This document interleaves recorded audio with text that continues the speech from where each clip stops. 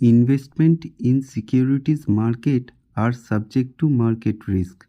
Please read all the related documents carefully before investing.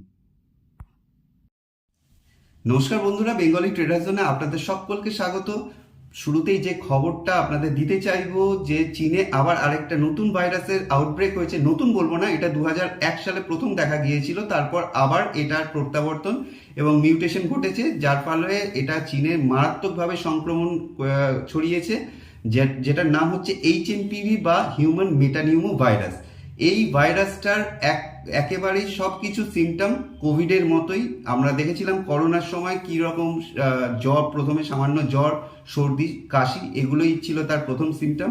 ধীরে ধীরে তার আস্তে আস্তে রূপ দেখতে পাই আমরা। ঠিক সেরকমই এখন দেখা যাচ্ছে যে এই ভাইরাসটার ক্ষেত্রেও একই রকম সিমটম। আর সত্যি কথা বলতে চীনের ভেতর থেকে কোনো খবর বাইরে আসা সেটা জটিল ব্যাপার। আর ওনারা কখনোই সেগুলো খবরগুলো বাইরের বিশ্বকে জানাতে চায় না, সবকিছুই গোপন রাখা তাদের স্বভাব। দেখা যাচ্ছে তারা অনেক কিছু গোপন করে যাচ্ছেন। সোশ্যাল মিডিয়া থেকে যেটুকু জানতে পারা যাচ্ছে যে চীনের প্রত্যেকটা হাসপাতালে এখন সারি সারি লোকের ভিড়, বেড পাওয়া যাচ্ছে না, সিচুয়েশন খুবই খারাপ। বিশেষ করে বেজিংয়ের মতো শহরে, সেখানেও কিন্তু এই সংক্রমণ দেখা দিয়েছে।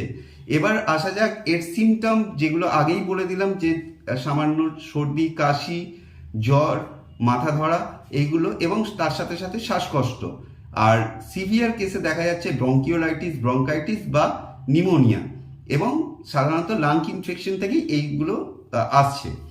আর যে মানে যাদেরকে এটা আক্রমণ বেশি করছে বা সংক্রমিত বেশি করছে, তাদের মধ্যে 5 বছরের নিচে শিশু এবং ষাটোর্ধ্ব বয়স্ক মানুষদের একটু বেশি করে সাবধানে থাকা উচিত, এবং সমস্ত প্রত্যেক বয়সের মানুষকেই সাবধানে থাকা উচিত। তার সাথে এনাদের উপর এফেক্টটা এর বেশি দেখা যাচ্ছে। আর এর প্রিকশন হিসেবে সেই স্যানিটাইজার, সাবান দিয়ে হাত ধোয়া, এবং সংক্রমিত ব্যক্তির থেকে দূরে থাকা, তাকে আইসোলেশন করা, সে একেবারেই করোনার মতোই সব কিছু নিয়েই আমাদের এই চিন্তাভাবনা চলছে। তার সাথে সাথে আরেকটা ব্যাপার, যেটা হাঁচি, কাশি, সর্দির সাথে ছড়াচ্ছি, তার সাথে কিন্তু সেই পুরনো কিবোর্ড বা ডোরনব, ডোরবেল, এইগুলোর মাধ্যমেও ছড়াচ্ছে, তাই সেগুলোকেও স্যানিটাইজ করার একটা প্রিকশন রয়েছে। আর বিশেষত যে আমি যে ব্যাপারে এই ভিডিওটা করতে এসেছি, দেখা গেছিল শেয়ার মার্কেটে এর কি প্রভাব পড়বে সেই ব্যাপারে। তো দেখা গিয়েছিল 2020-তে নিফটি উইদিন উইকস বলতে গেলে 35% ডাউন হয়ে গিয়েছিল। তো আবারও কি সেই সম্ভাবনা আছে? বন্ধুরা, আমার কোনো প্যানিক করার এই ভিডিওর মাধ্যমে কোনো ইচ্ছে নেই, এটা জাস্ট এডুকেশনাল পারপাস ভিডিও। কিন্তু আমাদের সতর্ক থাকতে হবে।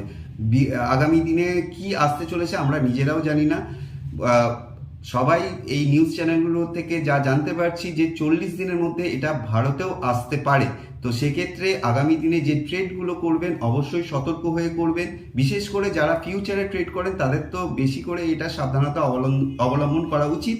এবং তার সাথে সাথে যারা ইন্ট্রাডে করছেন বা সুইং ট্রেডিং করছেন, কোন সেক্টরটা এখন বুমে থাকবে, কোন সেক্টরটা এখন এতে থাকবে, আগামী দিনে আমরা জানতে পারবো। কিন্তু তার সাথে সাথে বলবো, যদি একটু সতর্ক হয়ে ট্রেড করা যায় তাহলে আপনাদের, আমাদের সবার ক্ষেত্রেই এটা খুবই ভালো হয়। আর আমার চ্যানেলটাকে একটু সাবস্ক্রাইব করবেন, লাইক করবেন, ভিডিওগুলো কেমন লাগছে জানাবেন, অবশ্যই বেল আইকনটাকে অন করে রাখবেন আগামী দিনে এই সম্পর্কিত আরও তথ্য জানার জন্য।